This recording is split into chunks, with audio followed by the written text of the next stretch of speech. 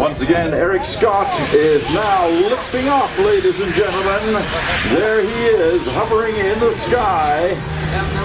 And here he comes down the line, powered by hydrogen peroxide.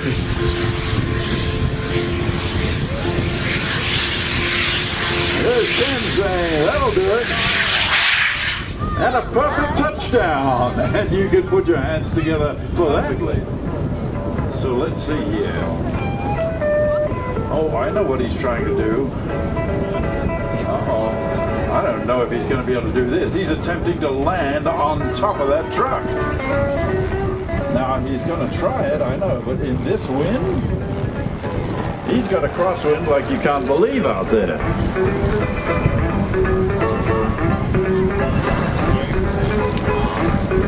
Okay, when Kent's headed in that direction, he comes almost to a complete stop. I think he's going to try it again. I don't believe it, but I think he's going to try it again.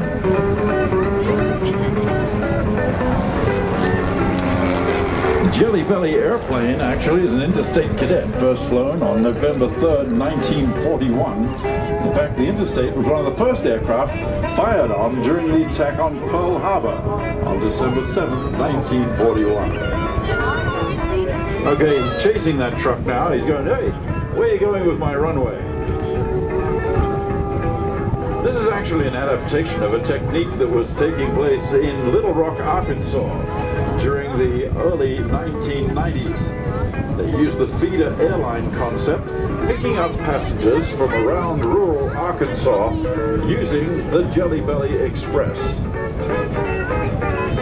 They used an RV as a pickup that controlled and patrolled the interstate highway to Little Rock, Arkansas, picking up rural passengers and landing them on top of the RV as it plied its way up and down the interstate highway.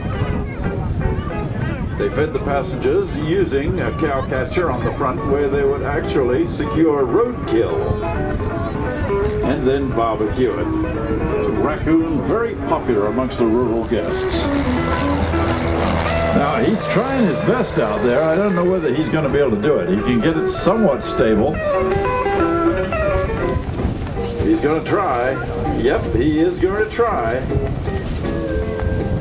Look at the angle. Now, even if he does manage to land, he's going to be sideways when he touches down.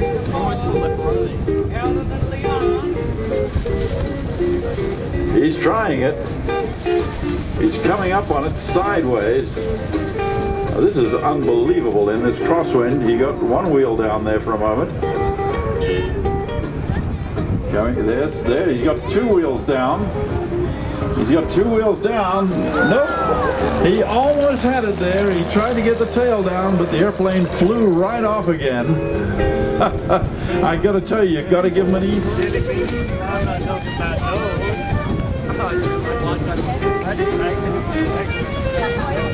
Kent's theory of flight, actually, is if you pull back hard on the stick, everything gets smaller and smaller, and then starts getting bigger and bigger again, unless you release the back pressure. Okay, now that time the truck came up underneath Kent. Now, can he do it? He is sure trying, and he's struggling with that wind out there. He's sideways. He's got the main gear planted. I'm going to call that a landing. Absolutely put your hands together for him. I got to tell you, he's working hard out there. Well, let me get a feel of these rudder pedals here. Under normal circumstances, this airplane would not be able to be landed in this crosswind. But there he goes, look, across the runway. He's making a diagonal track across there to get it under control. And he's got it. He's got it. Hey, he can't hear you out there, but he sure can see you. Take off your hat and give him a wave out there, because he did a phenomenal job today. And the Central Flying School. Just bringing the aircraft to a stop, you'll just do some final checks and check this very gusty crosswind, and then he'll be underway, and looking forward to a really good show. And with me in commentary today, I have Flight Lieutenant Alistair Berryman, who for his troubles is Roulette 7, and we'll take you through Shane's routine Once he's airborne, let's just watch the Pilatus PC-9 take off.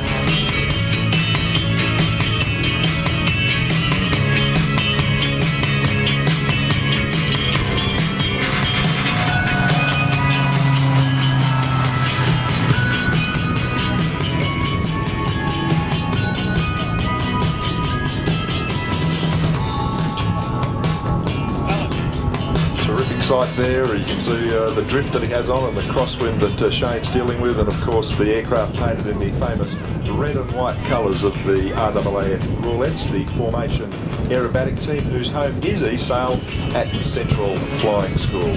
So in fact, good morning to you, Alistair.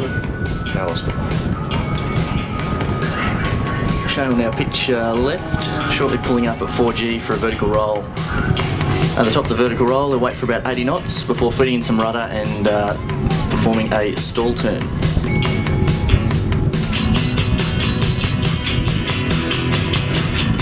There you go, folks. As you said, you're getting around 80 knots. You can see that rudder fed in and a little bit of opposite aileron to keep the aircraft straight. Now trying to pick up his line and check his airspeed and altitude requirements before pulling up into his next manoeuvre.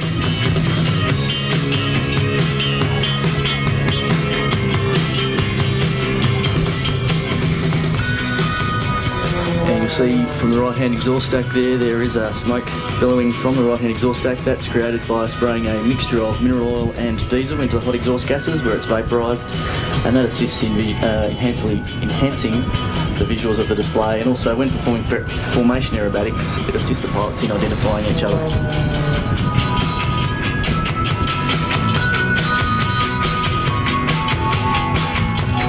Fly on this aircraft, and if you do well, you can expect to get your wings on this aircraft. Absolutely, Gary. This aircraft is identical in every way to the aircraft that we use to train our pilots on pilots course. PT6 engine delivering 950 shaft horsepower, which allows us to fly at speeds of up to 320 knots or approximately 580 kilometres per hour. A little sporty aircraft. Now we see quite a tight turn. What sort of G-forces is Shane experiencing at the moment, Alistair?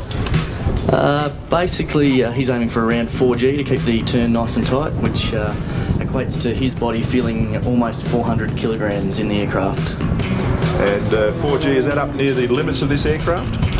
It's well within the safety limits. The aircraft's capable of handling up to 7G, however for fatigue we generally limit it to about 4 or 5. But there's no problems with continually pulling 4G and up to 3G negative also. Well, my eyes hurt.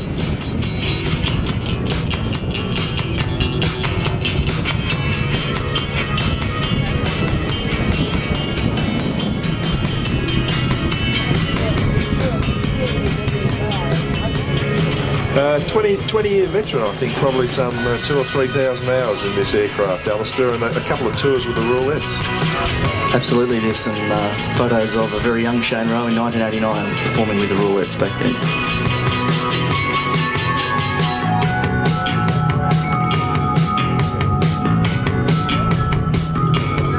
Well, folks, you can see Shane positioning the aircraft now, gear down for a landing. As he comes in, do give him a round of applause. It really isn't easy out there. These guys are working really hard. Some of the aircraft are up against their limits, and they really are making it look easy. I can tell you it's not. It really is just down to the professionalism and skill of these pilots. So we look to the left now for the landing of the PC-9, the Pilatus PC-9 from the Central Flying School, Royal Australian Air Force Base, East Sale, and our thanks to Flight Lieutenant Shane Rowe for the display and Flight Lieutenant Alistair Berryman for assisting us in commentary. Ladies and gentlemen, the PC-9.